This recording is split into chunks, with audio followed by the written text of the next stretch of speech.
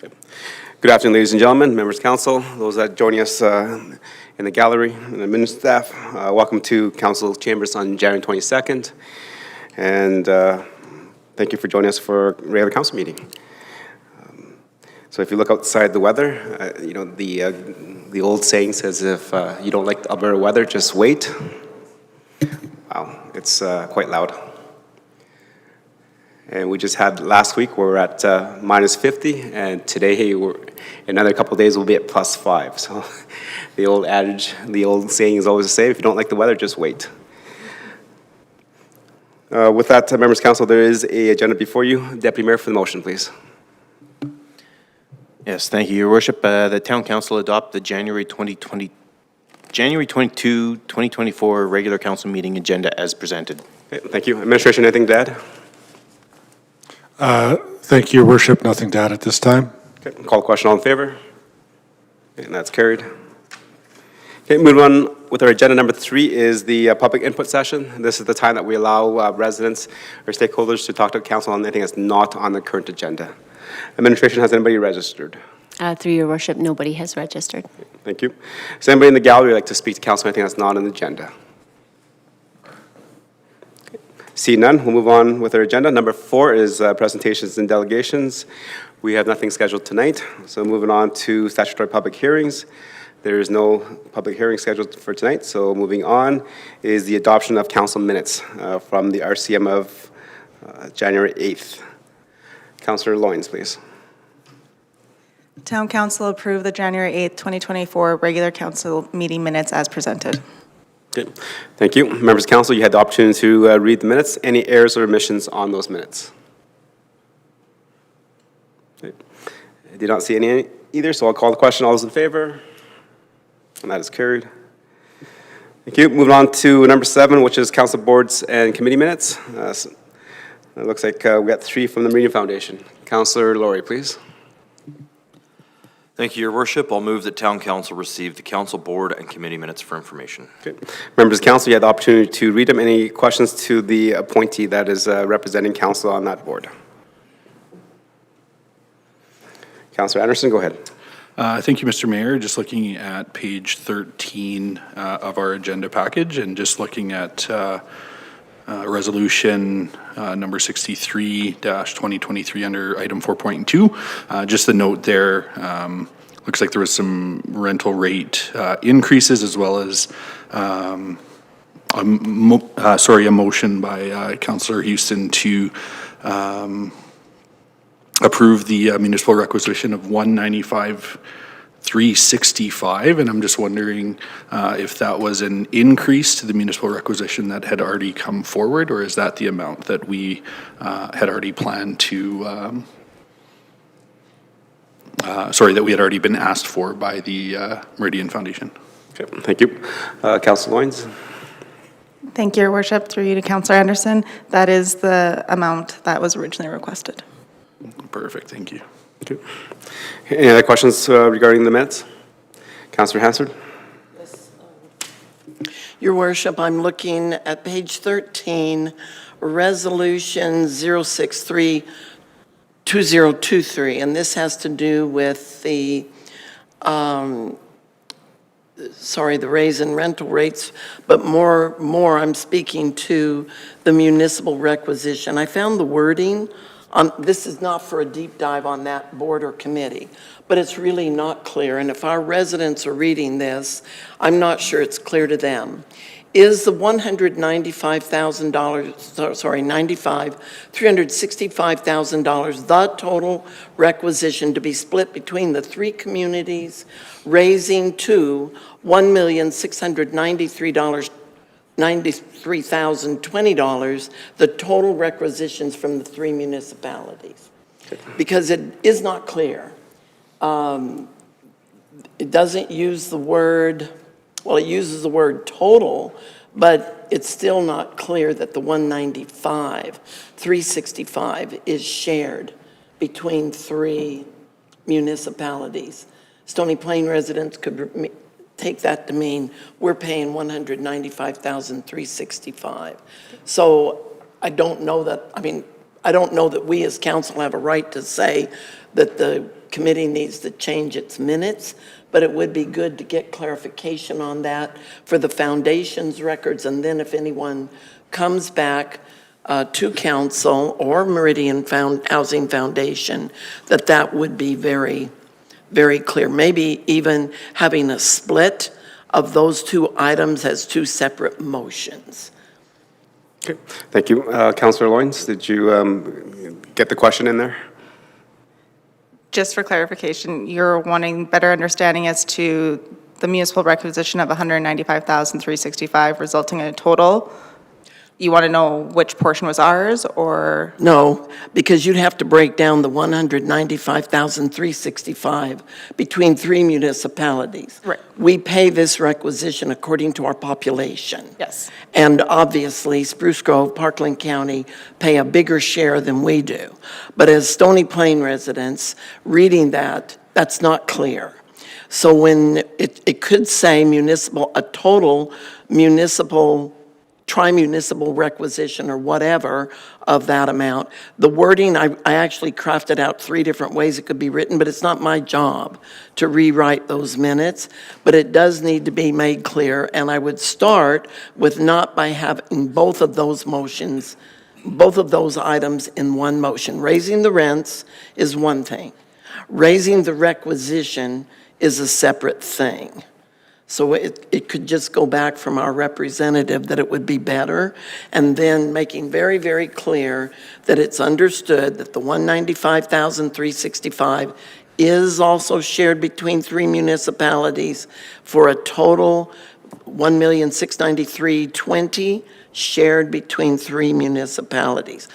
I understand it because I've sat on that board. Others who here on this council table understand it because they've sat on that board. But our residents who are paying this don't understand that. Understood. I will bring that back to them for better clarification, and I can send an email with what has been discussed. Okay, thank you, Councillor Loynes. Yeah, I think the clarity is just to have those 2 motions, but any other questions for clear understanding? Okay. Just a couple questions on page 16, page 21. I just noticed that the organization meeting, one of the members attended via Zoom, and then I just noticed on page 17 of the next minutes, they attended via Zoom as well, but then it's actually notified, like noticed, like written down in minutes differently. Was there a reason why? Was it a different Zoom feed, or is it was just different? Because usually we look at for minutes for consistency, because those are the minutes of the committee. I just noticed it was just different. You're talking about member at large Ivan via Zoom on page 16, and then when he became vice chair via Zoom, and why they're presented differently? Yes, one says via Zoom, but The other one just small, and says one's Zoom? I can ask for clarification. I think it's just how the notes were taken and printed out. okay. And then I just noticed also on that page further down on page 22, usually when a member leaves early, it's actually noted on the member's presence. So it'll be Ivan Bolton was there at 9:37 and he left at 10:01. Mm-hmm. So is it just a different way of doing minutes for Meridian Foundation? I will ask at our next meeting and send an email with why they did it that way. Okay, thank you, appreciate that. Any other questions for clear understanding? Okay. See none, I'll call the question. All in favor? That's carried. All right, moving on to number 8 is bylaws. We have nothing scheduled tonight, so moving straight on to business items. And business item 9.1 is the procurement bylaw update. Administration, go ahead. Thank you. Through your worship to council. The procurement policy is before council this evening as per the town's review process. The review included consultation with department managers, municipal benchmarking, and comparison with industry standards. Proposed revisions to this policy include clerical amendments, revisions to the definitions section, updated language to capture roles and responsibilities, and an adjustment to the purchasing thresholds to allow more flexibility for procurements under the regulated trade agreement thresholds. I'd be happy to take any questions should council have any. Thank you. Okay, thank you for the presentation. Members of council, you had the opportunity to read them. There was the red line version, the clean version, and the old version. Questions, comments for clarity understanding on the policy update? Councillor Meyer, Deputy Mayor, go ahead. Thank you, Your Worship. I have a few questions, but I'll start with just looking at the red line document under 6.1. Sorry, I'm looking for a page number. 6.1 on page... Page 35. Yes, thank you. The procurement and assurance coordinator, I'm quite comforted by the idea of a procurement and assurance coordinator. As I read this, it looks like we are scratching this position. I'm just curious, I'm sure that there is some way that we are filling the job role of this. I'm just curious how we're doing that. Go ahead, administration. Through your worship to Deputy Mayor Meyer. So we haven't removed that position. That position will still be the oversight for the procurement process.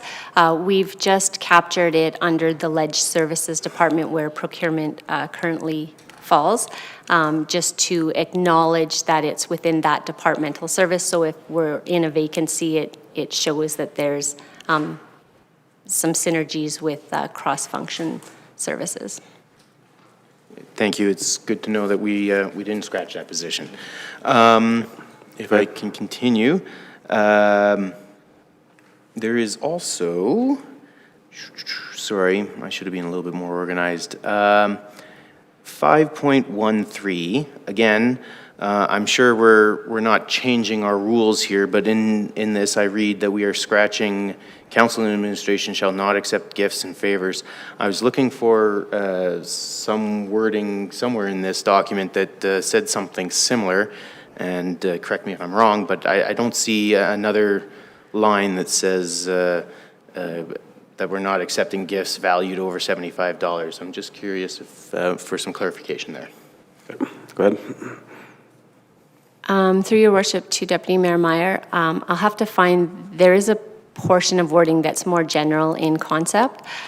In our internal procedures, we have outlined that staff, can't accept those favors in procurement processes. But we have a generalized statement that disallows that within the policy. If you just give me a few minutes, I'll find it. Okay. Actually, I'd be, if you can assure me that this generalized statement does capture it, I'm satisfied with that as an answer. I just wanted to make sure that that was in there. I just couldn't find it myself. If I could carry on a different line of questioning. Through your worship, if I may as well. Those types, I am confident it's in this policy, but those types of processes are also captured in the Employee Code of Conduct as well as our people policies. So we have a number of areas and mechanisms that ensures that we are not accepting gifts in respect to procurement or other manners of service for the town. Perfect. Good to know. And then, I'm just also curious, and this goes to page 32, and it's kind of a two-part under 5.7 and 5.8. The new wording in 5.4, it says the town may consider and evaluate financial and non-financial factors throughout the competitive process. I personally am...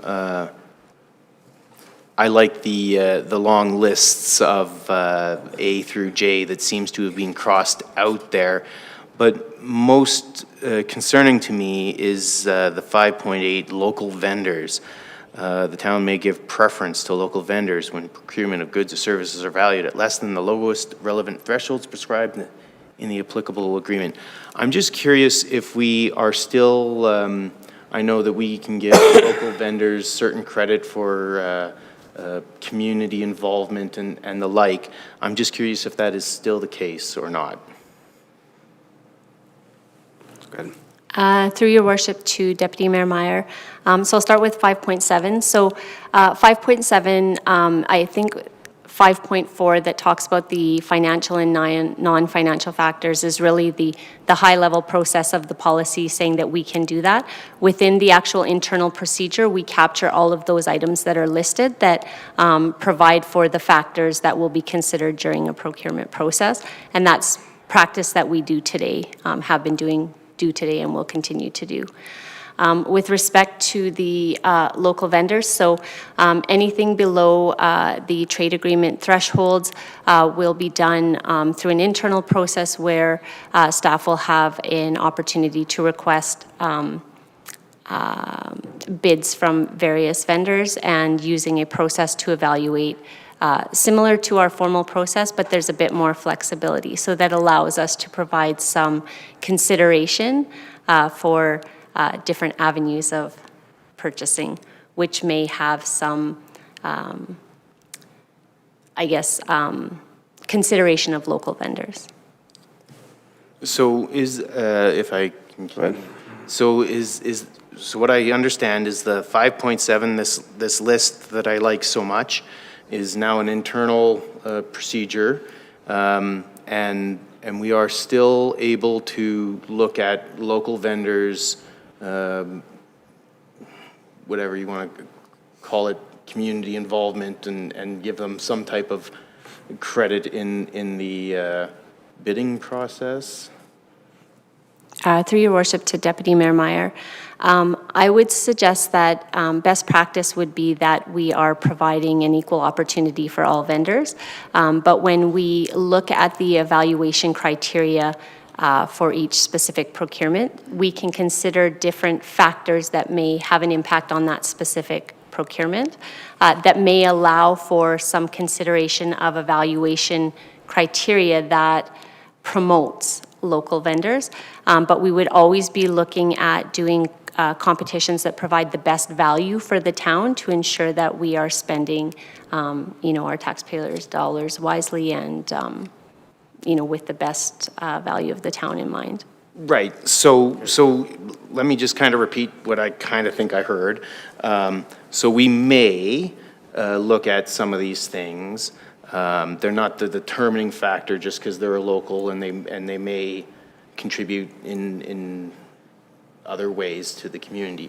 We may still give them some type of credit for that, but not necessarily always. So I'm curious, is that when you say may, it doesn't sound like formalized. It may not as well. So I'm just curious.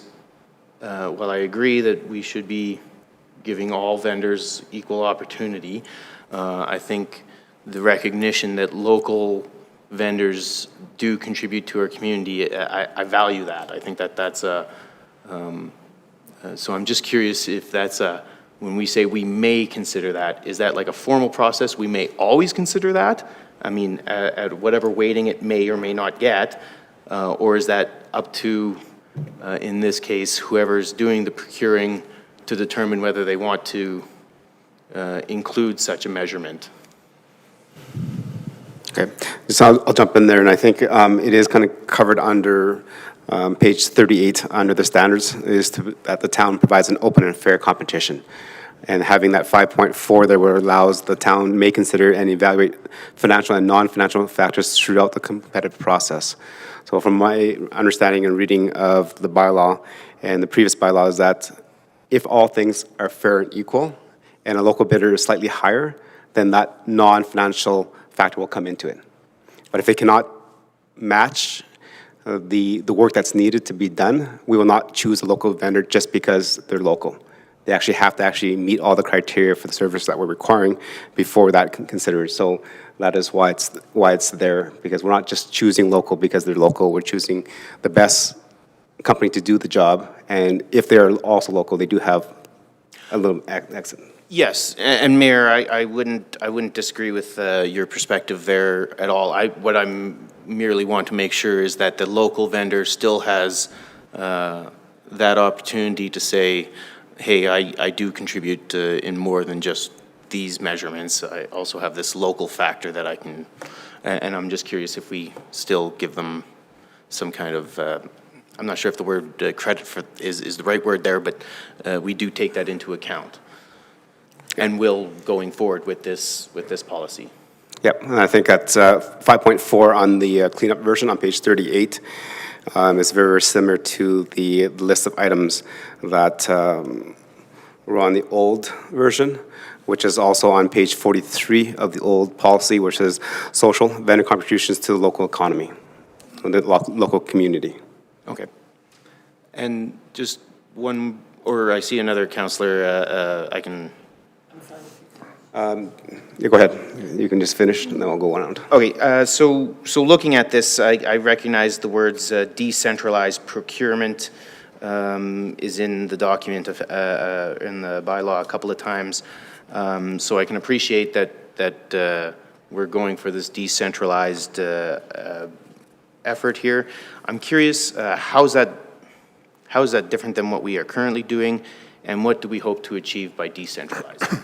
Go ahead, Ms. Fisher. Sorry, Your Worship, I can comment a bit on that, and then I'm sure the manager can go a little bit further. Yeah, decentralized is in this context, and then in our organizational context, is referring more to, as opposed to having every individual department doing their own procurement on their own ways and their own manners and their own processes, so to speak.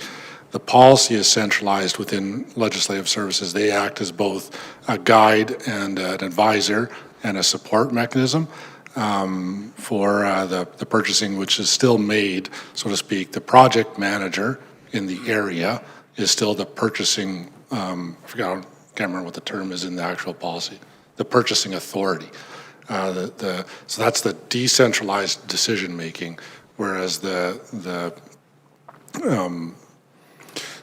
support, the advice, the policy guidance, and the policy itself is held within legislative services. I'll stop there and leave it if the manager wants to add further her perspective on that. Thank you, Town Manager. Through your worship to Deputy Mayor Meyer. So we haven't changed that process. That's been the process for the town for a number of years. I've just formalized that in the policy, but that's exactly it. Each department, each division is responsible for their procurement, but they do it in consultation under Ledge Services for the framework and the guidelines. And we help facilitate the actual process through our software that we use. Okay, thank you for the clarity. Thank you. Councillor Laurie. Thank you, Your Worship. First thing is, I'll just point out, I know Councillor Meyer was inquiring about the statement in regards to accepting gifts, et cetera. That's been moved now to 5.6. And so it's almost verbatim. It talks, this includes refraining from providing preferential treatment, publicly endorsing vendors or products, and accepting gifts or favors over nominal value in the regular course of business. So I think that's still reflected in there. It was just cleaned up a little. I do have a question in regards to the emergency purchases section. It's 5.10. How is the emergency purchases section different than the municipality declaring a state of local emergency? We know under the state of local emergency, there's a loosening in the MGA and some of the things that we're allowed to do.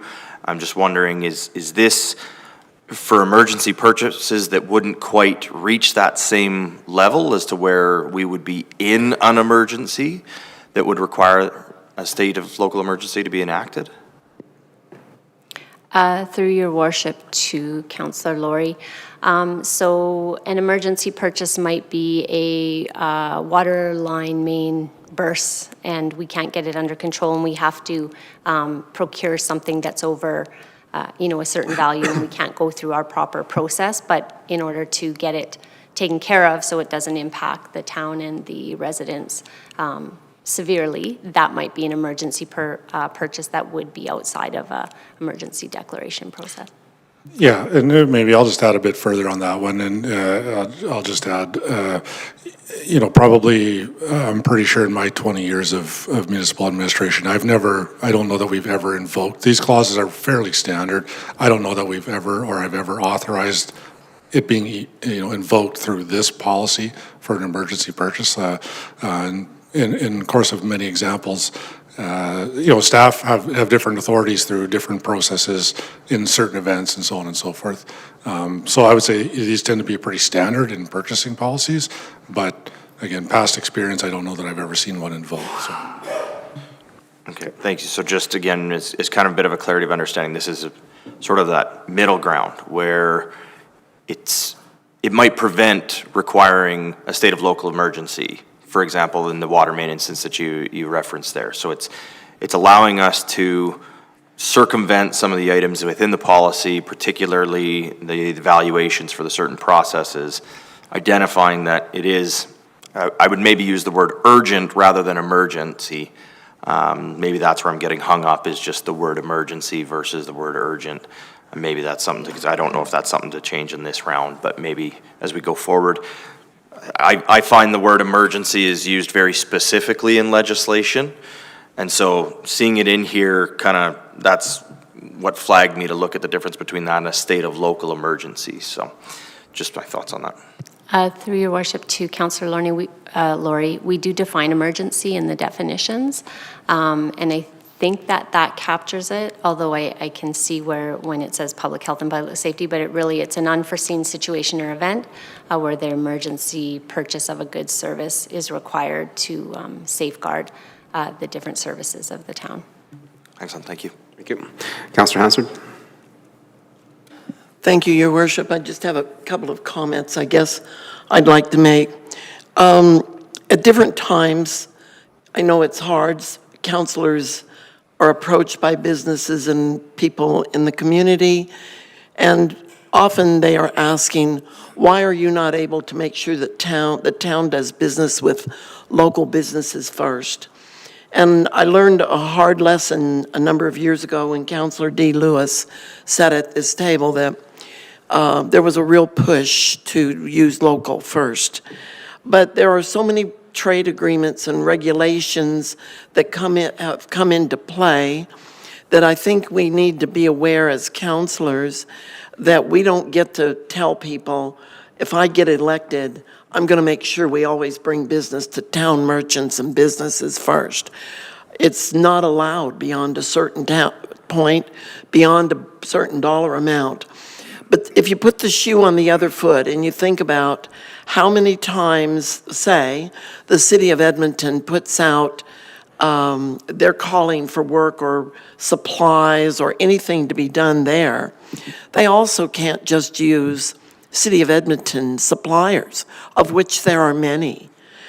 It allows people from our community and other small communities to also bid on jobs and supply chains and those things and be equally considered, so that our businesses may benefit more perhaps by what they can take into another community in the way of services and goods, as opposed to being left out because we're on the fringes of a larger community.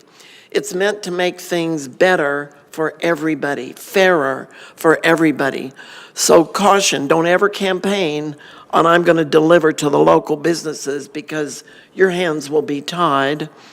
And I may be wrong, but as I see it, this is being put in front of council as a whole to take care of the updates that need to happen to this agreement, under which we do all procurement and offer all services, and whether it's cleaner for floors, or whether it's something out in the community like asphalt, cement, dirt, trees, whatever it may be, we have to make sure that we operate under somebody's regulations.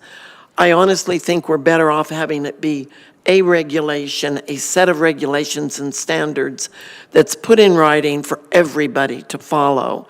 And that way, we can assure people that they are a part, if they want to do business with the town of Stony Plain, they are part of a fair process. And if they follow, when they make application to have their business considered, as long as they fill out all the documents. I know in the past it's quite common to see people come in the tendering process, but they haven't completed the documents. Well, how in the world are you going to give them fair consideration when they haven't taken the time to answer all the questions? So it's a learning experience for everybody. It's been in place for a number of years. I'm happy to see this updated and to know that whether it's our local people or outside people, everybody is being looked at fairly. And the bottom line for me, it's not whether I personally as councillor agree with it or not. It's what is best for our taxpayer, to know that they've gotten the best bang for their dollar and that favors are not being granted to anyone, no matter how important they may be in your community and no matter how tightly they move with the movers and shakers. It's important that everyone be treated fairly. So just thank you for letting me offer those opinions, Your Worship. Thank you for your comments, Councillor Hassard. Any more questions for clarity and understanding? Just one on page 38 to administration.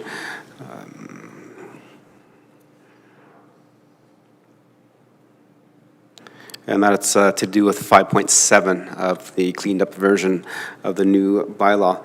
And in terms of that town employees will not use their public role to influence or seek influence, it doesn't mention anything about council. But then under 5.8, it does mention council. Council and employees are prohibited from purchasing items for personal use. So just some clear understanding of that. I know we have the code of conduct bylaw, we have all those things, and we do our business ethically and open.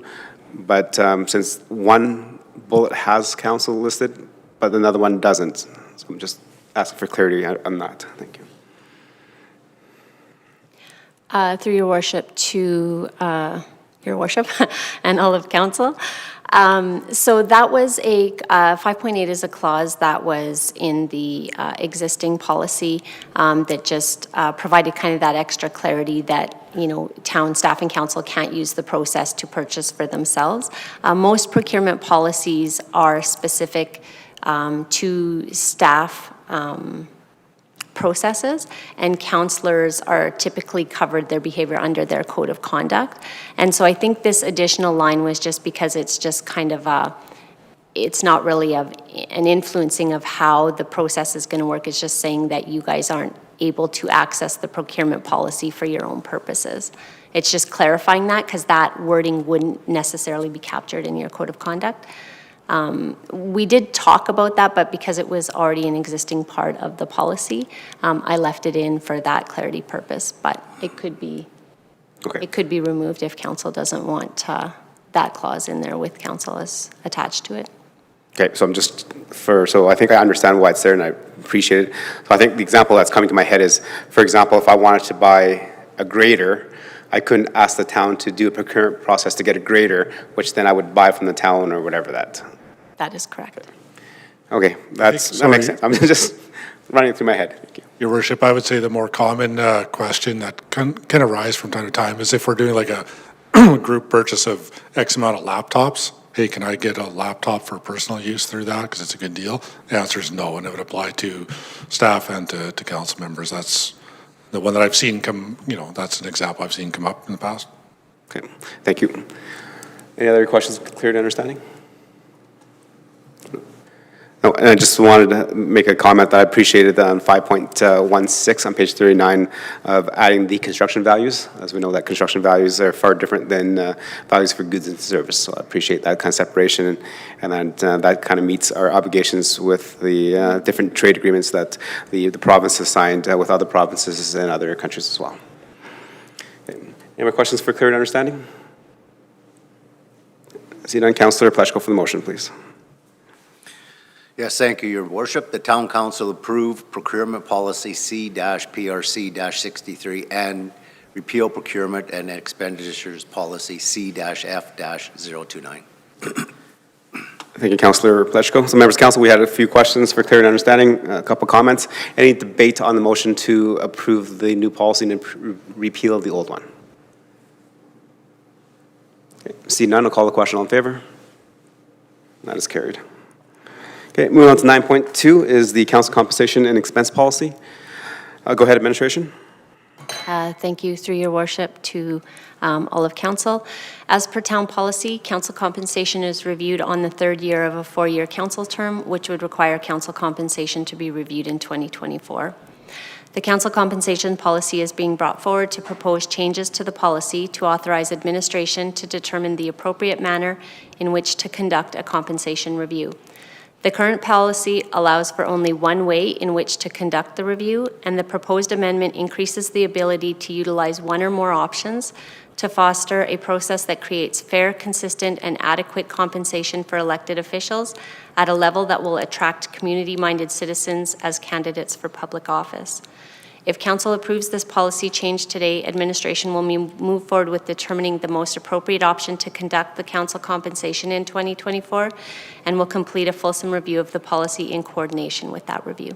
Thank you. Thank you. Members of council, any questions for clear understanding? Councillor Anderson, go ahead. Thank you, Mr. Mayor. Thank you for the presentation this evening. Just maybe, excuse me, if you could provide a quick history on what the last, 2, 3, 4 council compensation reviews look like. It's my understanding, and as we saw in the package, that we had a resident or citizen review that was completed. Has that kind of been historically the process that Stony Plain has undertaken, or have we utilized some of the other strategies that are outlined in the new policy? Thank you, Your Worship. I can speak to that. I can certainly speak to it for at least the last 13 years. So it's my understanding in my time, and I think previous to that too, that there has been some form of a citizen committee utilized to go through the process. Each of those processes, I would say, could have been a little bit different. I know there was surveys done and interviews done and benchmarks created and so on and so forth. Citizen committee, resident committee, whatever you want to call it, utilized in the past. Each one of those had a bit of a different internal process that they did, ultimately culminating with a presentation to council and recommendations to council. Okay. Thank you. Thank you. And just to provide kind of addition to that history, prior to myself getting elected, and Councillor Hansard would recall better, probably about 2004, there was no committee struck because when the call came out to the residents of Stony Plain, nobody stepped up because the previous committee made some recommendations to council, and council thought that was way too high and didn't. So they voted everything down, and so I think the next review, when we asked the residents to provide feedback and to participate, I said, well, if we're spending our time doing our work and making this recommendation, and to have council berate us and shoot us down because they believe that its perception is more than what we deserve as a councillor, that was the one remuneration that I recall prior to me joining council, that we did not find a committee. Councillor Hansard? Thank you, Your Worship. I appreciate the opportunity to speak to this process. I've actually sat on both sides of this process as a member of council on the receiving end of the council remuneration consideration by committee.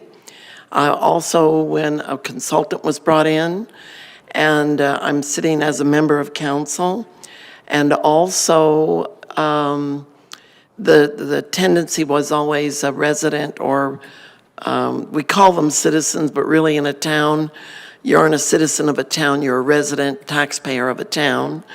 We'd have people from the town come forward, and then if their recommendations are not taken 100%, that they come back to council with, it can cause them to be very agitated or upset, and sometimes it doesn't play out well afterward. And what some people fail to realize is when you sit on a committee that's struck for a certain purpose, when the report comes back to council, the job is done. There is no vehicle for going back to address council with, why didn't you do what the committee said? It can create some very unpleasant expectation on the part of members of the committee. It can create a very unpleasant experience for council. And in some cases, I'm not going to say it's happened very often, but if someone comes forward to be part of a committee and they absolutely have their mind met before they get one piece of information, their mind is made up, council pay and compensation will be cut. That also is not very helpful to the process, to the council, or for those of us who, whether we were going to be elected or not the next year or the next term, we were willing to take that recommendation and live with it.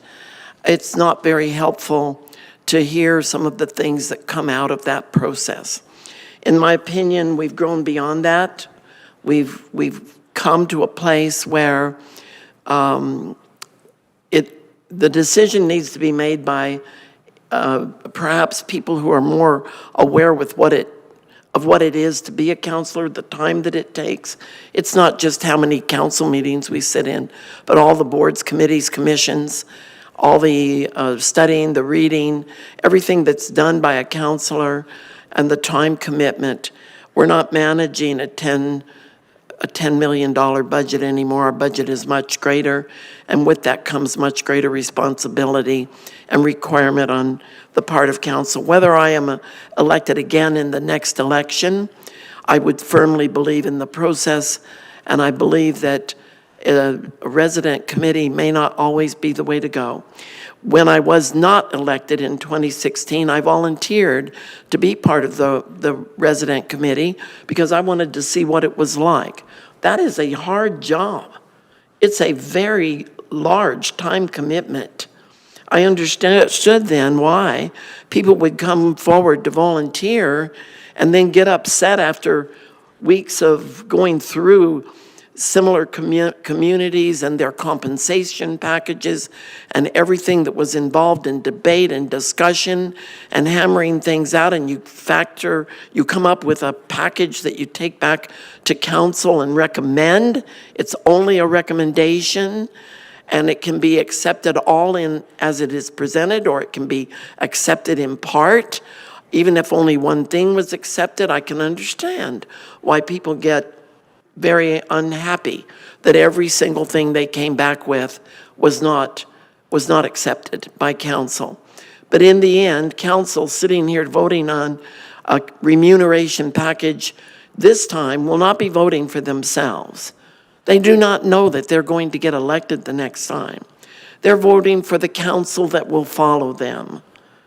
And none of us would want to see anybody harmed or shorted in what we now know after sitting here in these years, that we know how much work is involved. I think it's incumbent upon us to be aware of that. And my encouragement always is when a person leaves council for whatever reason, of their own volition, or whether they become an unelected individual, they shouldn't just disappear. They should come back and volunteer in some capacity. If you love your community enough to volunteer to run for council, then you should love it enough to stay involved after you leave council. And so after having done that, I see things very, very differently. And when it comes to council remuneration, even if I'm not sitting here, councilors and the mayor are deserving of fair compensation for what they give up to be in this seat. I have no shame, and I would not be intimidated one bit to sit and talk with anybody about this process. So with that said, I believe it is best to allow a process to be selected by administration, whether the decision to run the remuneration review is handled by them or a consultant or a resident committee. The decision can be made by them, and the council that sits in those years will be the benefactor and in some cases the victim of that. So that's my strong feeling. Thank you for letting me voice that, Your Worship. Okay. Thank you for your comments, Councillor Hansard. I just ask you to package that and spill out again when we do the debate a little bit later.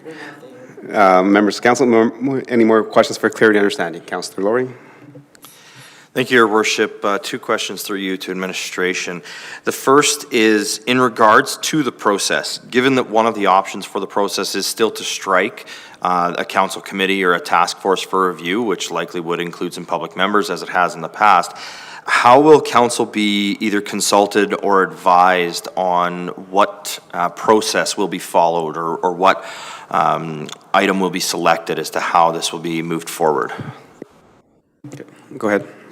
Thank you, Your Worship. Certainly, and to speak to that question, Councillor Laurie, couple of comments I would offer to begin. I think what you're looking at is a process that's outlined that does provide a certain, is moving from a relatively prescriptive policy approach to one that has a bit more of an open or an options to appreciate the circumstance at the time and so on and so forth. Again, your comment about should it go to a third-party review or any other one, I think the part of the flexibility, and again, just as an example, you're talking into a third-party review or even administrative review. There's other ways for public engagement or public information to be gathered, to be brought into the process, to add to the process, and so on and so forth. So I think there's a level of openness for administration to engage the public should that be determined at the time as something that wants to be done. I think the policy itself allows for that, not just in the specific, but also in the other ones. Now, sorry, Your Worship, just get to, I think, maybe the more direct question as to even how would council be informed. Although the policy itself allows administration to make those choices, make those decisions, I think it's also incumbent, again, on any item, as CAO, as a town manager, to ensure that council has some opportunity to provide some input or direction, when appropriate, or check-ins and so on, as the process is unfolding. I haven't personally got to that far as to what would be exactly that would look like or could look like, but I do believe there would be some opportunity for the CAO, the town manager of the day, to check in with council in whatever form may be required or is needed at that point. Okay, thank you. Anything else? So thank you, and I'm not really sure that did answer my question, and so I'm just going to frame it maybe a little bit more direct. It's the policy is being changed to essentially authorize administration to determine the appropriate manner, which would indicate to me that it would not come to council as a decision item, but I'm more curious as to whether it would come to council as at least an information item, to say administration has reviewed and is moving forward with third-party review of council compensation expenses. Yeah. And in the alternate lines, it would then say, an alternate solution is council could direct administration through motion to strike a task force. Because we're still, in the policy, it's still recognizing that a council committee or a task force, which can only be struck by council, is one of the options. To me, there has to be something in front of that option so that that possibility is on the table. So would this then appear in front of council as at least an information item to advise the direction that administration is going, which then essentially gives council the opportunity to hit the stop button and say, no, we'd like to go to a task force? Yep. That's a good question. I think the answer is yes. Through your worship to Councillor Laurie, yes, I would see that administration would bring at least an information item to provide council the opportunity to know the direction that administration is considering to go. Council always has the option to pass a resolution to direct us otherwise. This, as I indicated when I introduced the report, this is really just taking a very restrictive policy and allowing us some flexibility for this year. And the revised policy will come back with a comprehensive review. I did an initial review, but really the process allows us to kind of just have more flexibility to really bring back some good information to council for future process, but allows us to start, looking at what's happening in the industry right now. Not everybody is doing things the same. My initial benchmarking showed, 7 different ways that municipalities are doing their council compensation review. So this just gives us that opportunity to pull that together, And I would, I'm very confident the CAO would bring that information to advise council what direction we were seeking to go. Thank you. Excellent, thank you. And then just another question, Your Worship? Thank you. And this, you've kind of touched on it, that this was, what's being put in front of us today is a little bit just of a pivot that's required for the immediate needs.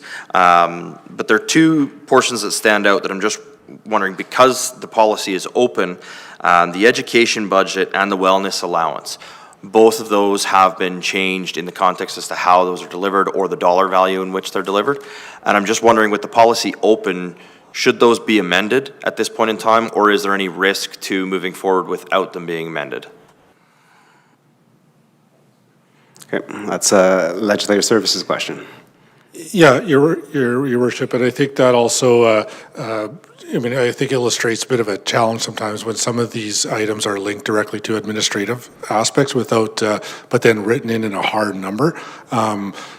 There's other items, or the wellness allowance for sure, can be altered at an administrative level for staff, and it has been, but it's a hard number in this policy. So, Manager Ledge may want to weigh in. I don't know that it needs to be changed right now specifically, but going forward, that would be a standard sort of understanding that if things are being linked to the administrative amounts in any way, shape, or form, that they are just automatically changed, when those ones are changed.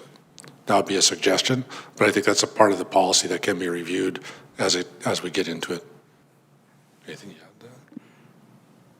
Thank you. And then, so just confirming, so because those are linked in other ways or managed in other ways, there's no risk in moving forward with the policy the way it's written with those changes? Through your worship to Councillor Laurie, I don't foresee there being a challenge.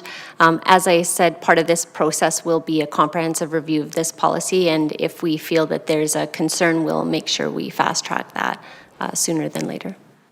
Excellent. Thank you. That's all, Your Worship. Thank you. Any other questions for clarity and understanding?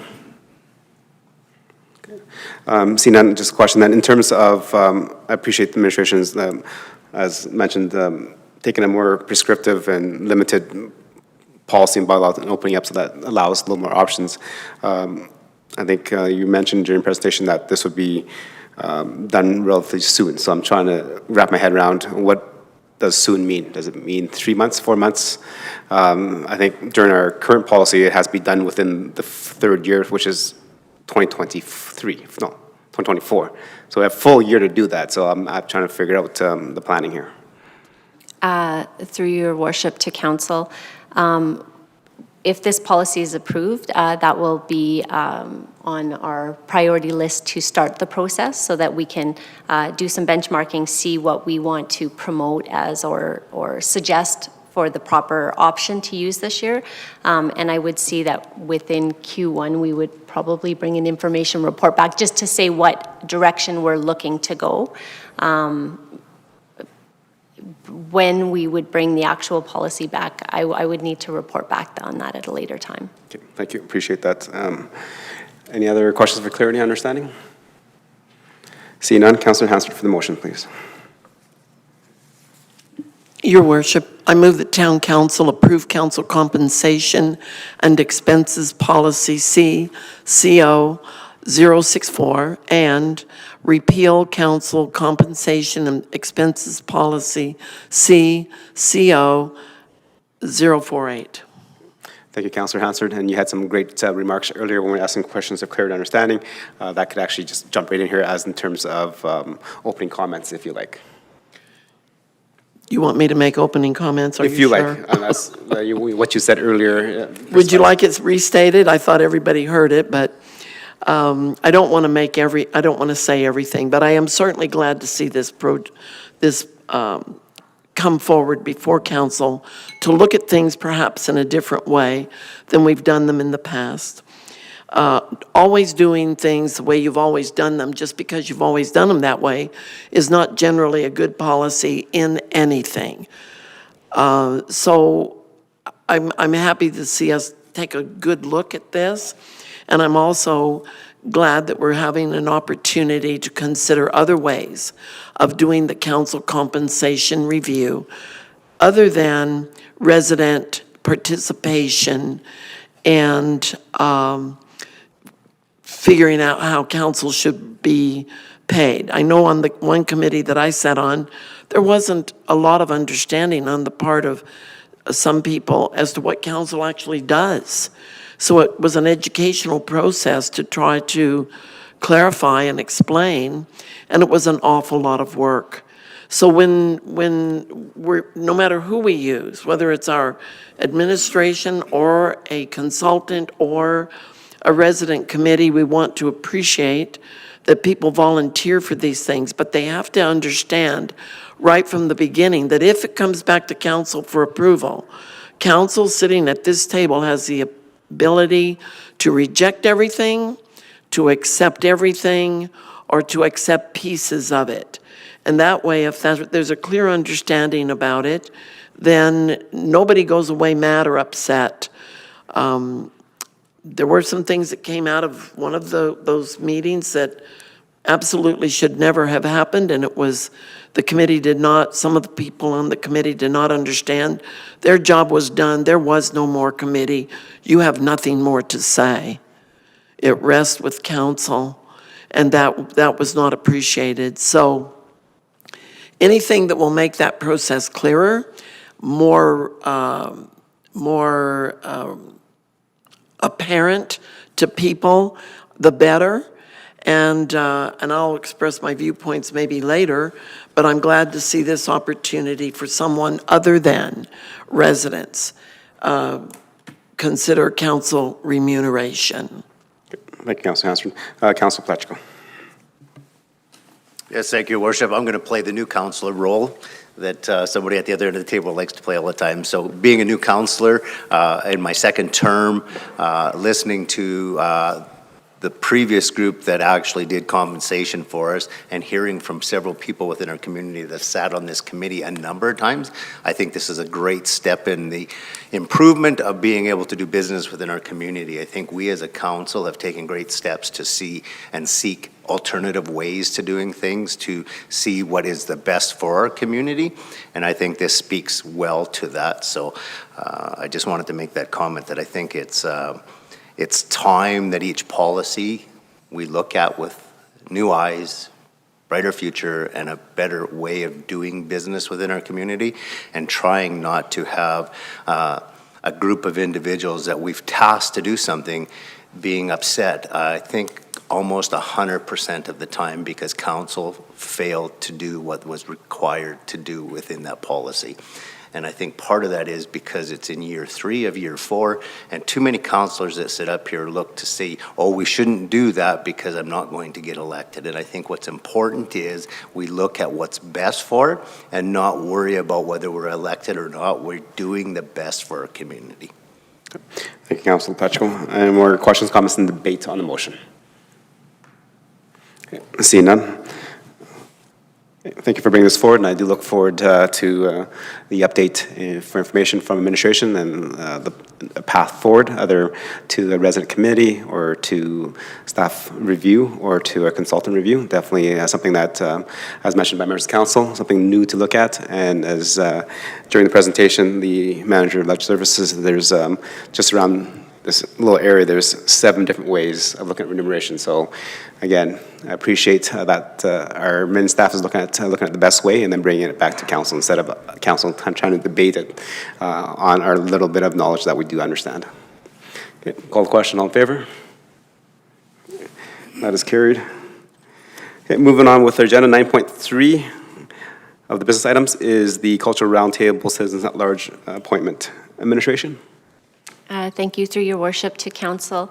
After our October organizational meeting, we still had a few vacancies on some of our council committees, the Cultural Roundtable being one of them, and we continued to advertise for recruitment for the committees.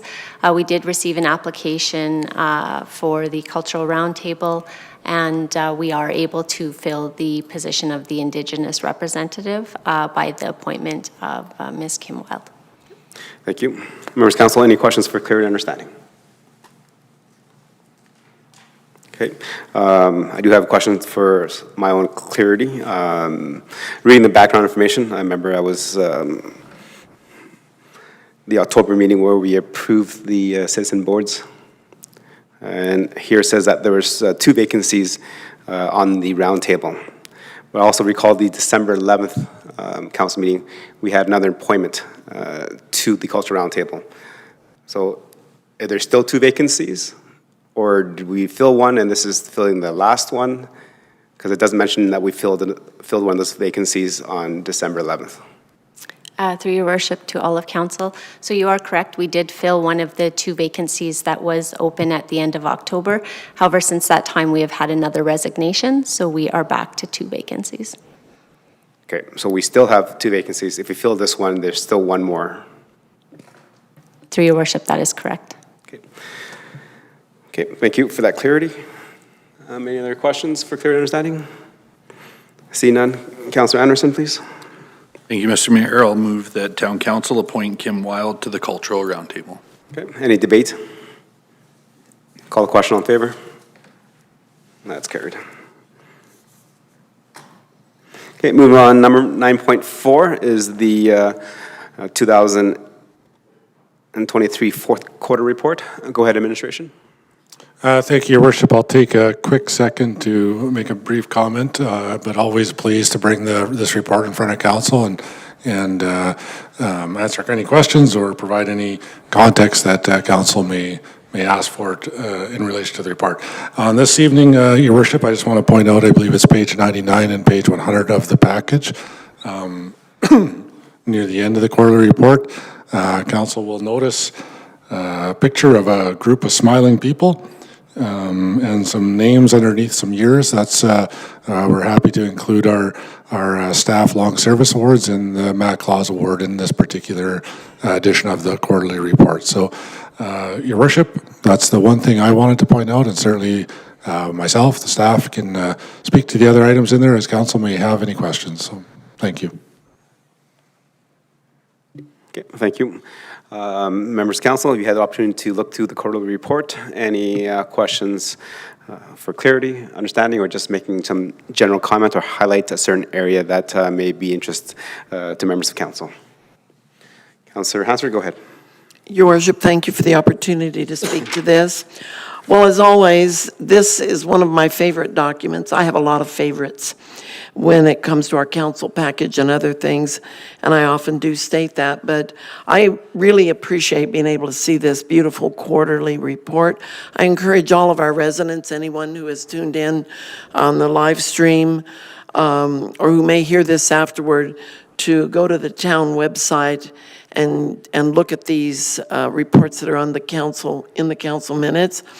It really does make me proud of our community that we cover so many bases and touch on so many things and do it so well. And we're proud to even take some gorgeous pictures to show people what the touch base reference point is on these items. I was particularly impressed with the report on how many views the videos that the town is producing through communications department. What an impressive group of numbers that is. Of course, we know in social media and websites and things like that, that if you take time to put some action and a bit of an entertainment value to what you're trying to present to the public, to show them what's going on in our community and how they're being looked after, people do respond to that. I believe one of those videos had over almost 12,000 views, and I was very impressed with that. So I enjoy everything that comes out from communications department, frankly, and then to go through the whole book and see such good reports. I'm never glad to see the fire calls go up or the police encounters and that kind of thing, but taxpayers should rest assured that we do have working departments, working services in our community, and they are being looked after so well.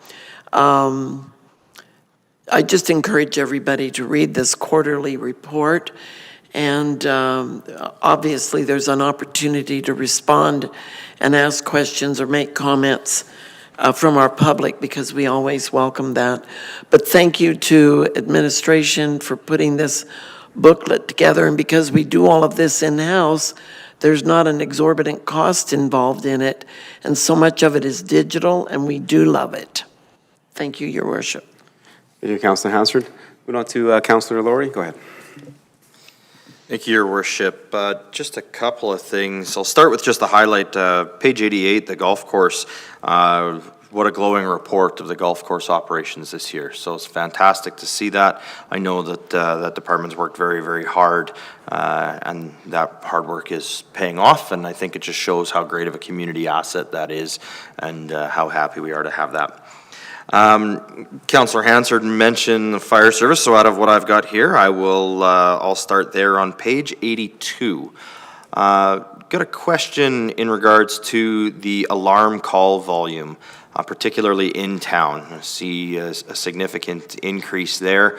I know not so long ago, we did have some changes to, I believe, I can't remember the exact bylaw, but it was in regards to false alarms and some tools that we had to try and limit and reduce the number of false alarms that the department had. It made up over 50% of the in-town calls for the fourth quarter. So I'm just wondering if we have any update on that bylaw change and any effect that it has had. Your Worship, through to Councillor Laurie, that's the fire services bylaw that you're referencing. Certainly, my experience has been throughout 2023, we did provide some notifications to some frequent flyers, and we did also issue some recovery for revenue. So I can't tell you specifically of the number of calls that are listed here, which ones we would have sent out a notification based on our false alarm bylaw, component of that particular bylaw. But certainly, we're very active with the components of the bylaw that council did authorize us, not only for alarms, but also for emergency response.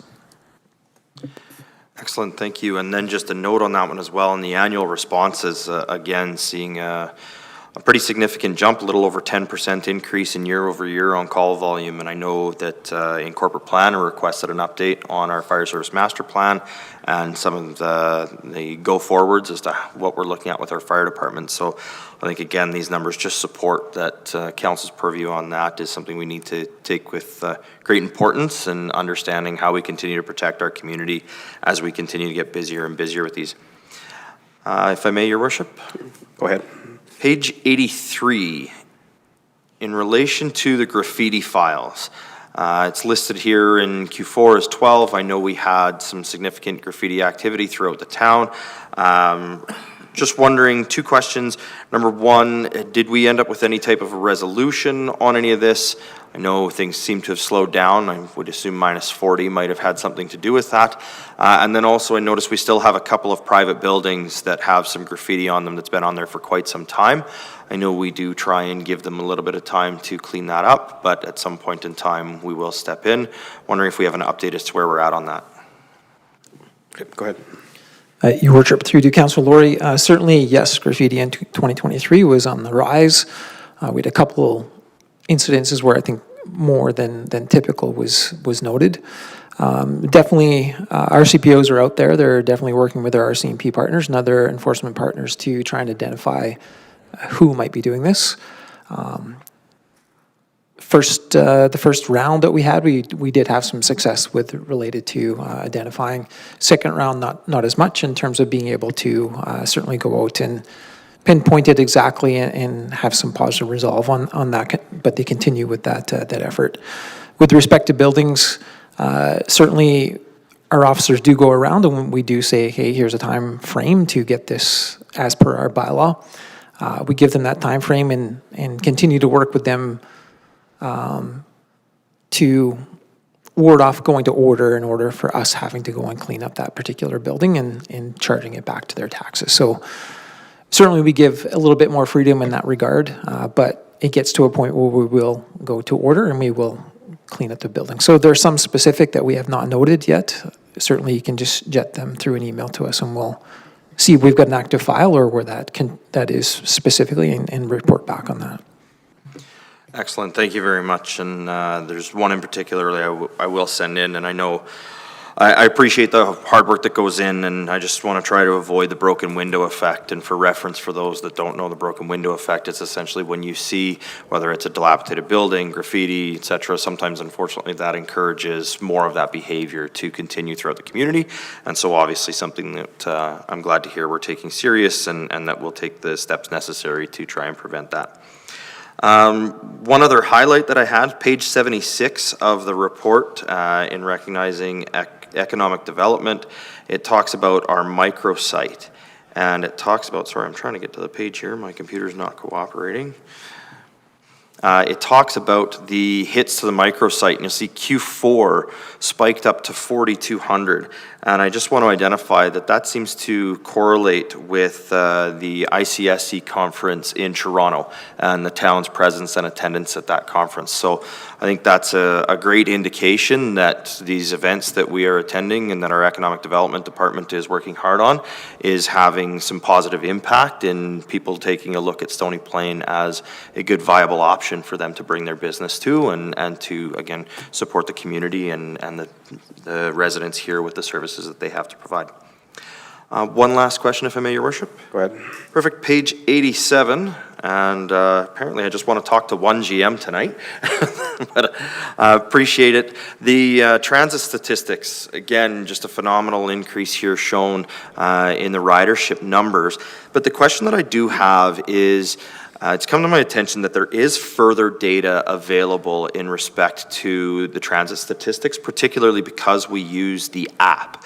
And one of the pieces of data that I don't see here that I'd be interested in is understanding the unfulfilled ride requests.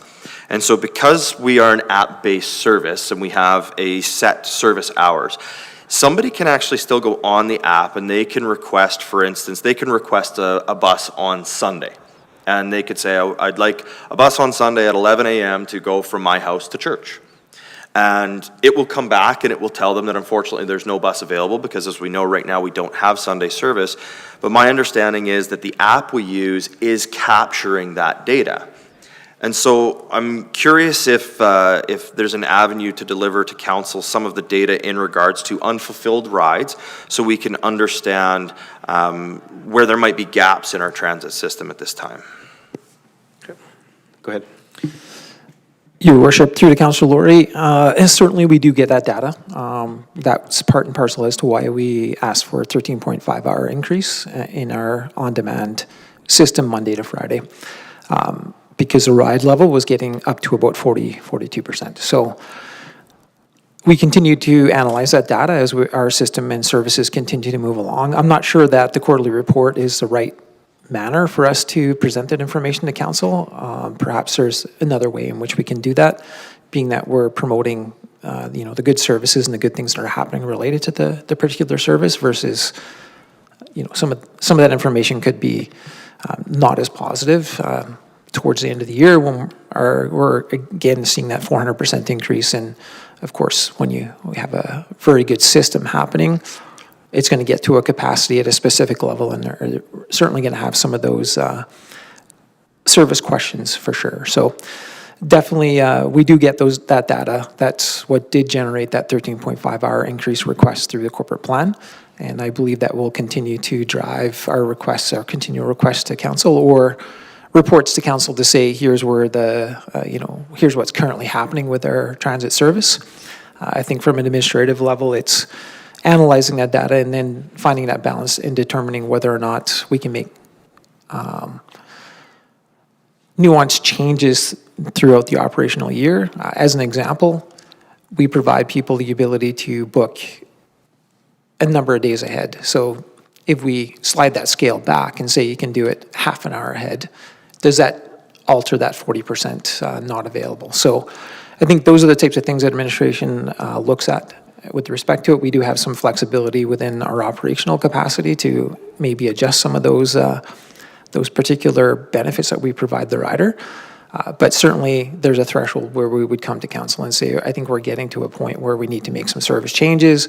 Can we do it outside of a corporate plan approval or within a year? And we do have those things set up for those decisions that may have to be brought in outside of corporate plans, certainly. So we do get that. Administration does sift through it, and that helps us to generate a report and bring and identify to council when we might be getting to a decision-making about increasing the service level. Thank you. Excellent, thank you very much, and I appreciate that, and I would agree that maybe the quarterly report isn't the best place to identify it. Again, it was just understanding that that data is available. Getting requests from residents in regards to, well, why don't we have service here, or why don't we have service here? Understanding where that actual kind of demand is at now, I think would be beneficial in responding to residents for that. So appreciate if that data is available, that there may be a different avenue for it to be delivered to us. So thank you very much. Thank you. Any other questions for clear and understanding? Councillor Loynes, go ahead. Thank you, Your Worship. Through you to administration. I noticed on page 95 when it talks about our town investments, it says we have a mix of long-term and short-term maturities. I am noticing that there was a decrease from last year in what we have in investments. Is there a reason as to why? Okay. Administration. Thank you, Your Worship. Thank you to Councillor Loynes for the question. I think I would prefer that we double check with our manager of finance and give the direct and clear answer as opposed to trying to take not a guess, but just make sure we get the right answer. We can provide that. That'd be great. Thank you. Okay. Thank you. And I think a lot of that's tied into our corporate plan of which capital projects get completed and when, and sometimes they do not get completed in that calendar year and therefore gets paid out usually 6 to 12 months after that. But I appreciate administration sending that email later. Any other questions for clarity and understanding? Councillor Anderson, go ahead. Excuse me. Thank you, Mr. Mayor, and thank you for the report this evening. I'm going to echo Councillor Hansard just very quickly, but this is one of my favorite reports to come into council. And, there's a lot of information that comes through, but, excuse me, it's such a unique summary of not everything that goes on in the municipality, but so much of what goes on in our municipality and touches on so many different portfolios. The one thing, and I'm sure this has been a consistent theme because I believe it speaks to the way that the municipality does business, but something that really jumped out at me was the number of times the words partner, community partner, partnership, collaboration, et cetera, how many times those words came up in this particular report. And I just kind of threw it into a word count, and I think 24 times we had partner, community partner, and so on. And so I think that's great to see. Everything from partnerships with Parkland Search and Rescue over themed events to working with Community Aim, APFA, Goodwill on International Day for people who live with disabilities. The Tri-Municipal Elder Abuse Coordinated Response, I think, lists 24 different, or speaks to 24 different community partners. And so certainly, as a municipality, we have a limited amount of resources, and one of the ways that we can affect change is by utilizing and leveraging the partnerships that exist. And so really thrilled to see that. Again, I think it's something that has been throughout our quarterly reports, but something that really jumped out to me this week. So thank you to our team for that. Thank you for your comments, Councillor Anderson. Any other questions for clear understanding and general comments? Okay. I see none. I'll ask administration to turn to page 86. My question revolves around outdoor rinks. I notice in the commentary that the Centennial Outdoor Rink was rented 40 hours throughout December. Are the other outdoor rinks also available for rent? And if they are, the reason why it's not listed here versus listed? And definitely, with the weather we're having, what is the status of our outdoor rinks? Your Worship, through the rest of the council, so in Q4, Centennial Rink was really the only boarded rink that we had ice. We did focus on Rotary Park, Centennial, and we also put another rink over at Fairways. And that's how long it took to get the arenas ready to go. Typically with the Centennial, that's where we like to put the rec hockey group because that ice is maintained. We have staff there more frequently than we do at the other outdoor rinks. So the ability to provide that level of service and ensure that ice surface is ready to go and available for rec hockey because they can't get indoor ice. They primarily use our outdoor ice for their program. So that ice is primarily used for that particular purpose, and that's because the continuity of and ability for us to provide that ice consistently is higher than the other rinks that we have for more from that recreational pickup type hockey.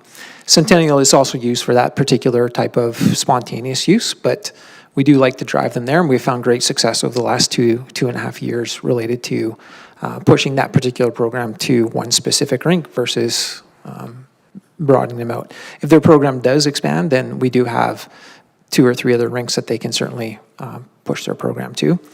With respect to more rinks not being online, where staff are currently working on getting the other rinks that were not ready to go before Christmas, ready to go for the public as we speak.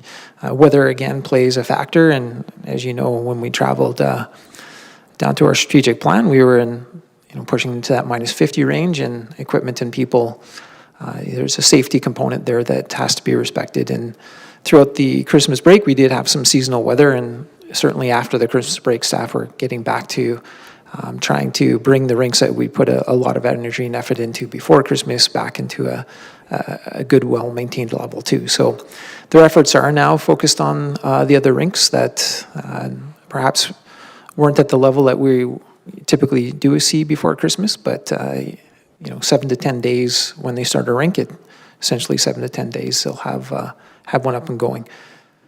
Caveat to that is we're expecting some really warm plus temperatures in the next few days, according to long-range forecasts. So again, weather is the caveat when it comes to outdoor facilities and how well we can maintain them and how quickly we can rebuild and build. And with outdoor rinks, you do appreciate the balance of how much time do you put into something that might not be, if it's a fighting battle, definitely staff do look at the long-range forecast when it comes to that. But, the goal is to get more open to provide more access to the public.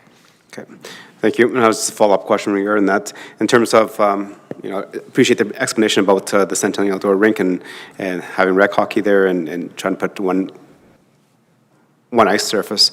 How do we notify a residents that it is booked out? Like if I want to go skating there and I grab my skates and go with my kids and I drive up there and there's a rec league hockey game going on there, like how is the residents notified that during these hours it is rented out? Your Worship, to answer that question, we do have signage up that says during this time to this time it's booked by a group.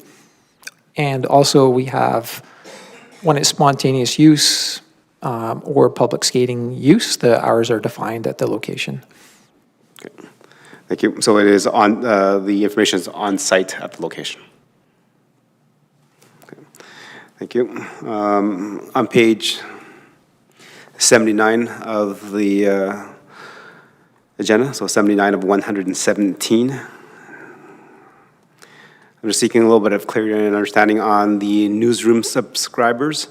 In the report, it says there's 382, which is 21 more compared to the previous quarter. So my question is, what is the total number of newsroom subscribers do we have from the town of Stony Plain? I ask that question because I find that the newsroom does an excellent job of sending out news in terms of development, road closures, and all that. So just trying to figure out how many we have actually subscribed, and do we know how many are Stony Plain residents versus just general public, and then how do we can increase that subscribership, because that's where the news comes out first, and it actually hits everybody that has subscribed to that email. Thank you, Your Worship, through you and all of council. So the reference to the newsroom subscribers on page 79, of the report indicates 382 subscribers to the newsroom, so that is the total number of subscribers that we have. And the increase of over the previous quarter of Q3 was 21. Just to clarify, that was the question that you were seeking initially? So out of everybody in Stony Plains, Spruce Grove, Parkland County, Edmonton, only 382 people have subscribed to the newsroom. That is my understanding, Your Worship. Wow, there's a lot of information that is not being shared. Maybe my second question is, how do we increase that? Because I think it's a valuable tool for us to promote what's happening in the town of Stony Plain, or even, some of the issues that are happening in terms of, for example, the construction at the dog park. When we needed that, it came out on the newsroom. I saw it.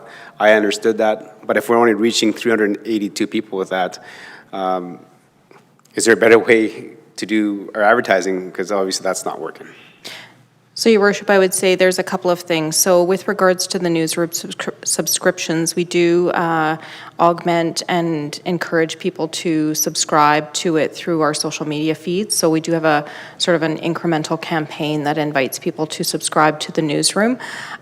Certainly, we also see benefit and value in the participation through our other social media accounts. So there may be members of our community that access their information through our Facebook page or our other outlets, certainly even some of our folks that just access our information directly through our websites as well. So I would say that there's probably a number of different sources that our residents seek to understand and seek out information from the community. As Council and Your Worship may be aware, we did do a bit of a Be in the Know campaign last year. So we did do a bit of research within the community about how residents seek out information and sources of information from the town on our services and programs. So trying to understand better the different outlets that people utilize and seek out information from the town. And so online platforms are just one example of that. One surprising mechanism that came out of that feedback from the community was the information that people sought from places like our community bulletin boards and things of that nature. So although perhaps that newsroom subscription number seems low relative to the number of residents that are within the community, I would say there's a number of platforms that our residents are utilizing, and that number is also increasing steadily. And so it's encouraging to see that people are identifying that, continuing to identify that as a valued source of information from at this point on. So, Your Worship, I'll just stop there if there's anything further I can add. Okay. No, thank you. I appreciate it.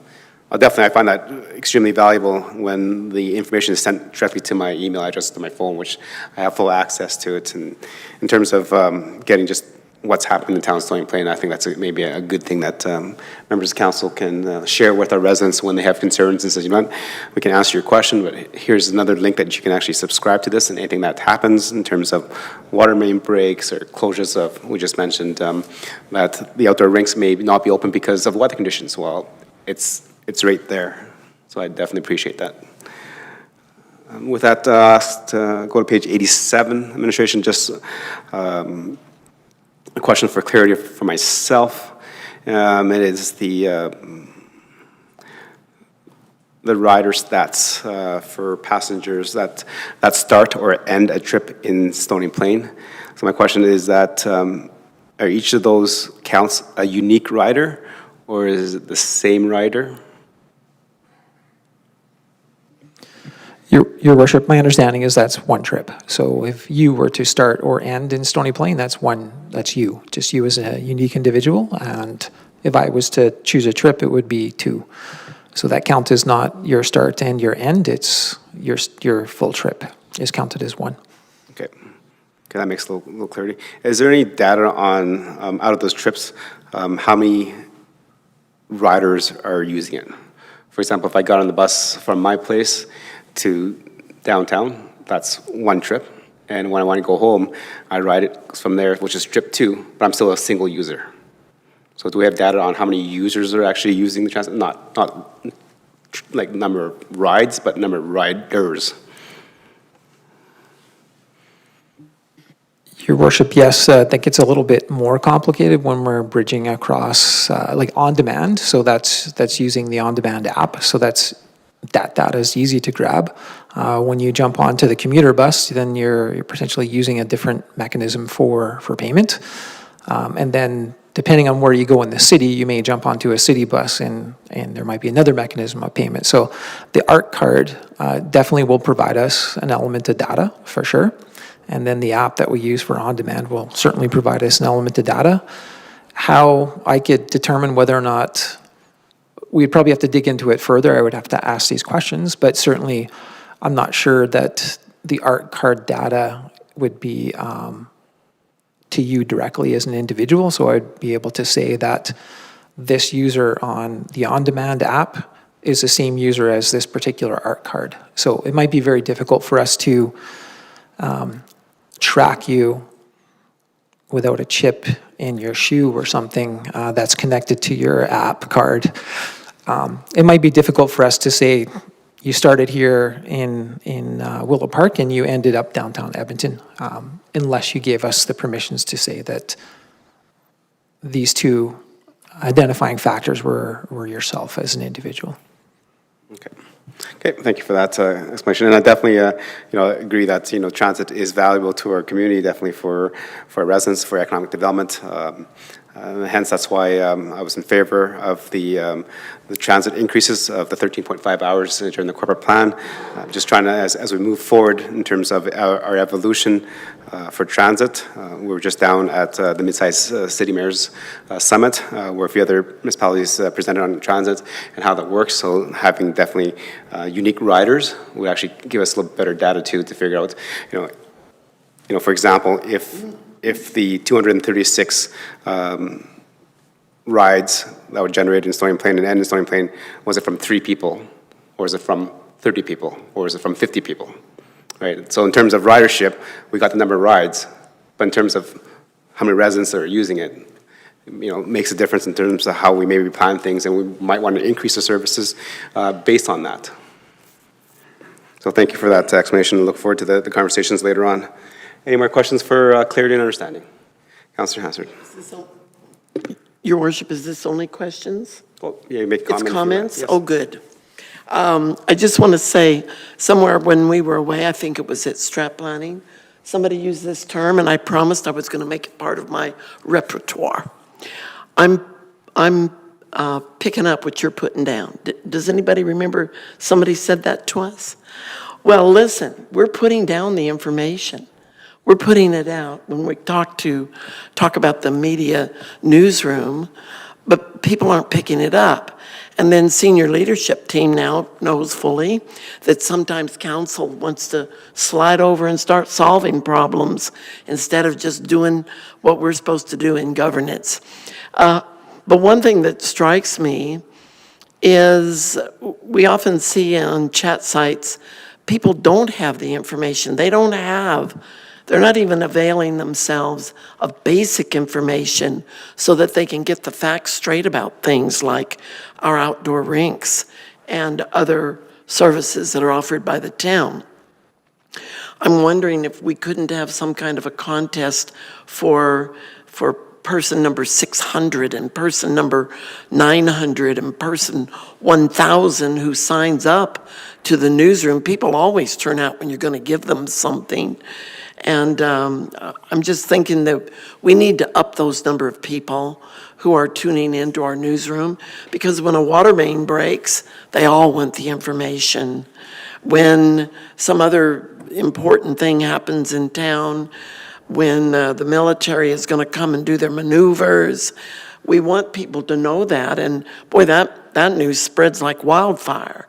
But they have the opportunity to get it directly from us. They just need to pick up what we're putting down. So however we might, not counsel necessarily, but whatever means, are devised that we could increase that number of people who are tuning in and learning what's actually going on in their community, factually and event-wise. I think it's really important that we make an effort to try to get that word out, and I'll definitely be better about sharing things, because I do a fair amount of that on social media anyway, but I'm very impressed with the amount of information we're putting out. We just need to help people understand it's here. It's waiting for you. Come and get it. And if we do that, I think we'll have a lot better satisfaction rate in our residential community. Thank you for your comments, Councilor Hansard. Any more comments, questions, or clarity? Okay. See none. Deputy Mayor, for the motion, please. Yes, thank you. The Town Council accept the 2023 fourth quarter report for information. Thank you. Any information, debate or commentary on the motion to accept? No. Again, just echo the comments from my fellow councillors that this is a report that most of council looks forward to because it does highlight a lot of things that have happened in our community for the last quarter. It is easy to have these things lost because we're so busy individuals, but to have that all kind of accumulated into one little report doesn't cover everything, but it covers a lot of things, and that the residents can be proud of that we are continuing to move forward as a community and all the services that are offered to support our residents as well. With that, I'll call the question. All in favor? That's carried. Okay, moving on to 9.5, which is the strategic and corporate plan update for Q4 of 2023. Go ahead, administration. Thank you, Worship. Provided for your review and consideration is the report reflecting on the strategic plan and corporate plan progress of key initiatives for the fourth quarter of 2023. The strategic plan is built on the vision and values outlined in the municipal development plan and commitments and key actions identified to ensure progress is made to achieving the vision of Stony Plain. The corporate plan allocates time and resources to support the goals and commitments identified in the strategic plan. The details of the progress report are included in the agenda package beginning on page 104. In addition to what's been provided this evening, Your Worship, I would also just highlight that, of course, our corporate plan for 2023 and it was approved by Council in quarter four. Certainly, that provides, a significant impact and adjustment as we move forward to implementation in 2024. Our Q1 report will be shared with Council in April, and just prior to that, of course, as part of our annual review of our town strategic plan that will be presented for council, those revisions of the strategic plan in March, just prior to the end of Q1 as well. So happy to answer any questions, Your Worship, at this point in time. It's kind of a tough act to follow, being that the report prior to this was apparently the favorite of some council members, but I'll do the best we can to make the most of that. Thank you, Worship. Okay. Thank you. I think your report is just black and white, where the other one has a little bit of dash of color. Members of Council, I think this is, we've seen this quite a few times over the course of our term, and it's the highlights and the updates of our strategic plan. So this is the goals that we're trying to achieve with the key action items and with the 5 pillars of our community development and growth. Members of Council, any questions for clarity and understanding, or just want to highlight something that you're happy about and definitely want to see it continue to go forward, and looking forward to the completion of that project? Deputy Mayor, go ahead. Thank you, Your Worship. I'm just referencing page 104 under the second key action, ensure Stony Plain's interests are represented on visible on committee boards and plans. I'm just curious.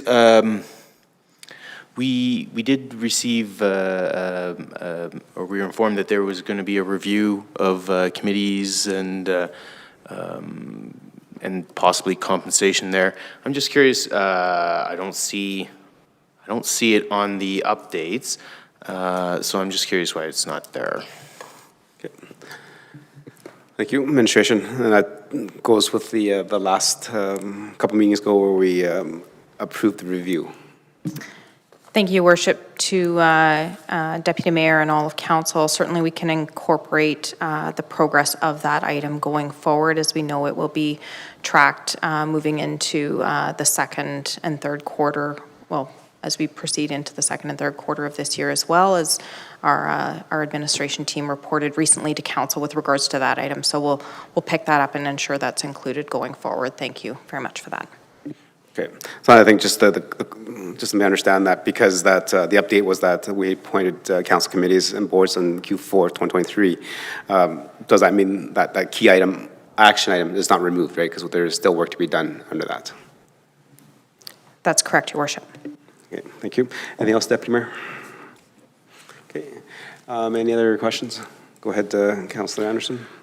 Thank you, Mr. Mayor, and we appreciate this report as well. I do want to speak to the comments from the General Manager of Strategic Services as she concluded her report, but I'm going to use a couple anecdotes today, one now and one in council discussion, so bear with me. But, you know, certainly the Q4 report that we saw to me is, you know, the top of the iceberg. And that's what the community sees. That's the services the community provide. But what they don't see is what really happens in the town offices and the, you know, meetings that are had and those sorts of things. And that's the unseen. That's below the surface. And so certainly the work that is done through strategic planning, through this report here, is really what allows our frontline services to provide the experiences to the resident of our community. And so with that line of thinking, the only reason that the other report, the Q4 report, can be our favorite is because of the work that's done on this report here. And so again, gratitude and appreciation to our staff. Thank you for that analogy. That's well worded. And that is why. It's not better, it's just different, and we love them both.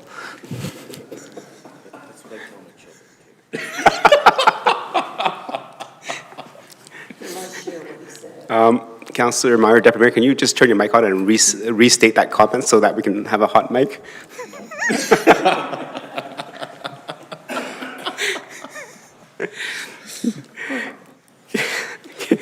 Okay, any more questions? See none. Councillor Loynes.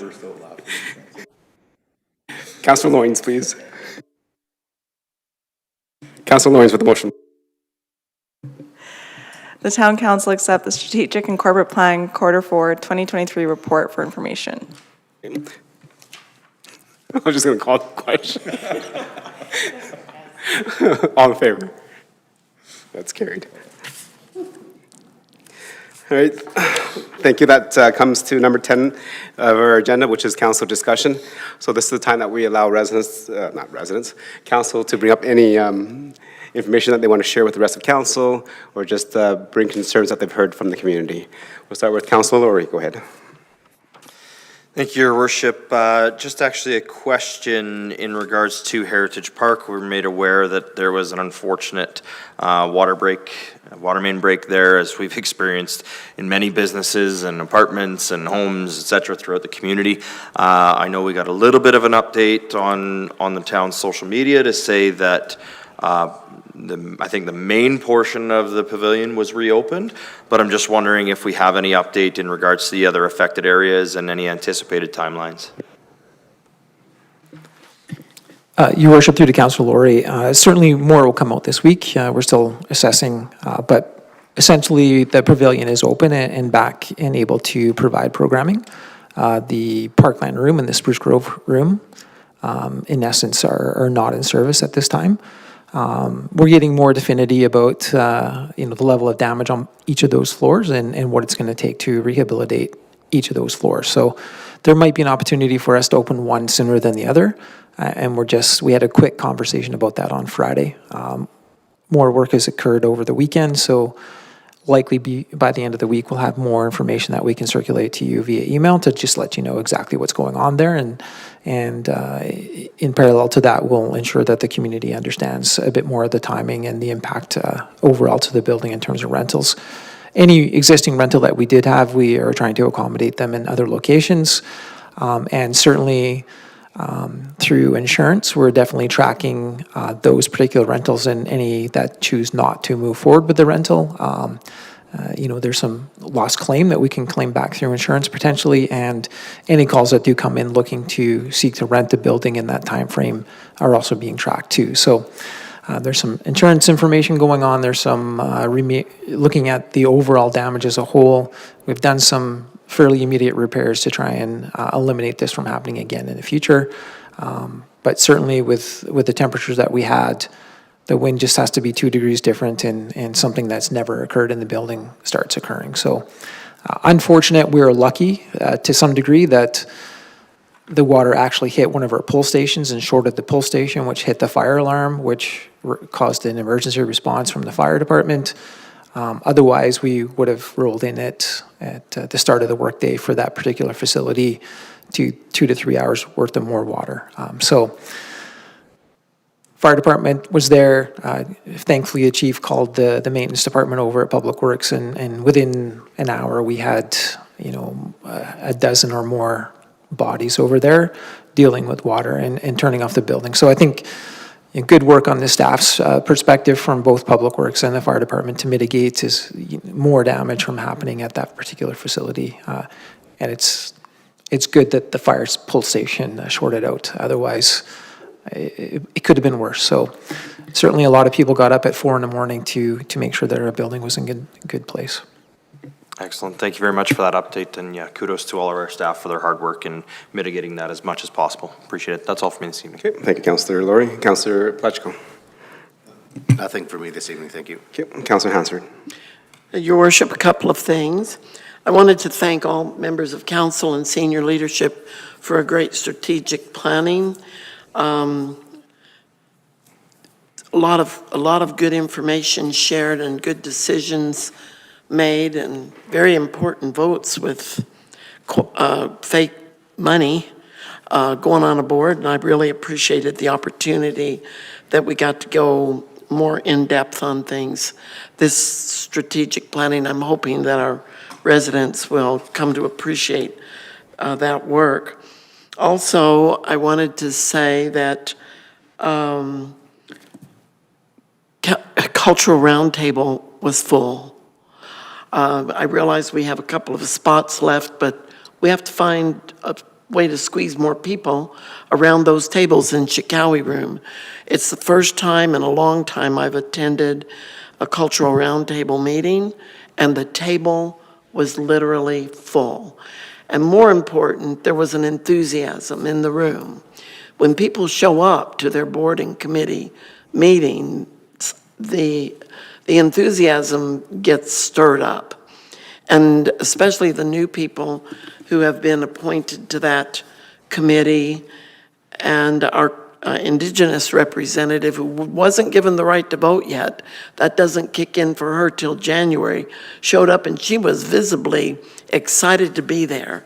And we're very happy to have that important seat filled.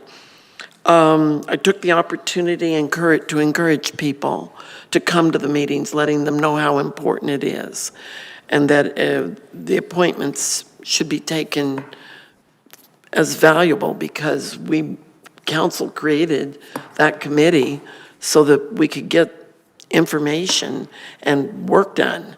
And I think everyone received that quite well, that they are important, and attendance at the meetings is important. So I realized we heard earlier this evening there's a seat or two left, but it was full and people were enthused to be there. And it made me very, very happy. That's all, Your Worship. Thank you, Councillor Hansford. Councillor Anderson. Thank you, Mr. Mayor. I am realizing I should have written down what I wanted to say this evening because I've stumbled through a couple of things. So anyway, I'm going to do my best to communicate what I hope to. I came across a quote, an author from the U.S., I believe, William Arthur Ward, who once said, "Feeling gratitude and not expressing it is like wrapping a present and not giving it." And so the theme for myself this year with my grade 6 students has been that of gratitude. And Councillor Hansard alluded to strategic planning this weekend, and we debriefed a little bit before this evening's meeting, and that was kind of what I felt coming out of that strategic planning was gratitude for the work of our SLT team, the work of council, and the leadership that's provided here. But I do want to take it one step further, and didn't get permission for this, so I'm just going to go for it. And if I need my hand slapped later, we'll do that. But received in my email a report from the School of Public Policy at the University of Calgary last week. It was titled "Lonely at the Top: An Examination of the Changing Dynamics for CAOs in Alberta Municipalities." And I want to summarize just a couple of pieces here that were highlighted in this policy paper. It says municipalities' capacity to retain needed talent to oversee public service is a necessary component in the local governments in Alberta, and it hinges on the primary administrative position of the CAO. The summary of the findings go on to discuss a couple of positives that they saw, but concluded with a note about the alarming trends related to CAO tenure. That it's steadily shortening over the last 20 years, with political dynamics as a particular problem within many municipalities. They've listed a number of things that are impacted in municipality when that happens. Cost of departures, recruitment, onboarding, disruption in the organization, energy away from priorities, and so on. One of the respondents to the survey was quoted as saying the shelf life of a municipal CAO is short, and as a result becomes extremely costly for municipalities. And this is where my gratitude comes in this evening. And I had intended to come up with years of service and those sorts of things, and ran out of time, but we certainly have been fortunate to retain our CAO, I believe, for close to 10 years, if not just over, and certainly believe that his leadership has moved our community forward, and certainly see his influence within our SLT team and within our community at large. And so to our CIO, gratitude from my heart to you and all that you do. The other piece of this, going back to what the survey spoke to, is the political dynamics. And we've been fortunate in Stony Plain to have another individual who sat at the table for a very long time. And that is our mayor. And I think combined between these two individuals, we've been very fortunate to see different members of council come and go. Certainly appreciate their service and the contributions to making our community what it is today. But we have two, stalwarts, if you will, that have been at the table for a long time. One of the things that I had thought someone would beat me to the punch was that our mayor is actually celebrating a 50th birthday today. And so in that, certainly want to acknowledge, gratitude to him for everything. We want to recognize, I think it's 13-ish years of service. Again, please forgive me, I didn't do the numbers, but a lot of gratitude going through my first couple of years, a lot of gratitude to the two of you coming through strategic planning, and I truly believe, as a resident previously and now a member of council, that our community is a better place because of your service. And so thank you both for that. And that's it for me this evening. Thank you for that council discussion and sharing those words. Definitely appreciate it. The town manager or CEO has been with the community for 13 years now, a little over. I would like to add the fact that I was not part of the hiring committee that hired him. I was not available, so I think members of council, including Councillor Hansard, as you mentioned, in the years of service, I think Councillor Hansard is entering her 19th year as an elected official, so definitely a gratitude because it's not easy, as definitely mentioned by yourself, being a public servant. So definitely thank you, Councillor Hansard, for your time. And thank you for mentioning my birthday. It is a big one, and it is, like you mentioned, 50th birthday. And I think yesterday I had a little too much to drink and eat, and I gained 5.0 pounds. So I think that kind of goes hand in hand, 50 and 5.0. So thank you for that. Deputy Mayor. So happy birthday, and In the spirit of gratitude, I would also like to share my appreciation for SLT and all of council at our strat plan. I think a lot of good work went there. But in the vein of former Councillor Bruce Loy, if it's already been said once, don't say it again. I'll just leave it there. Thank you. Councillor Loynes. Thank you, Your Worship. I was going to wish you a happy birthday as well, so I will leave that alone. I wanted to say thank you to our administration team for our advocacy session that we had just before our MCMC and strat plan. You and I were able to snag a meeting from everybody with Minister McIver, and it always comes in handy to be prepared, so thank you to them for that. And that is all. Thank you, and appreciate it. And then just before we adjourn, just want to, again, I think Councillor Anderson made a good reference in terms of what we do in our community. Many of our residents, even ourselves, we see the tip of the iceberg. We see what's happening, but there is a lot of work underneath, and that goes a lot to say thank you to our staff that are kind of the rock and the foundations of our community, making sure that the work gets done in the community, our senior leadership, the managers that help council kind of work through the issues and problems within our community to kind of lay the foundations for the future. Without that process, we do not see the tip of the iceberg, so definitely we like to celebrate that, but rest assured that there's a lot of work underneath that to get us to where we are. So I look forward to that continued collaboration and work with the members of council and our administration for the next 2 years until the next election. Okay, with that, number 11 is a closed meeting. Do we need to go to closed session? Nothing's registered, and so we go to adjournment. So we are adjourned. Thank you.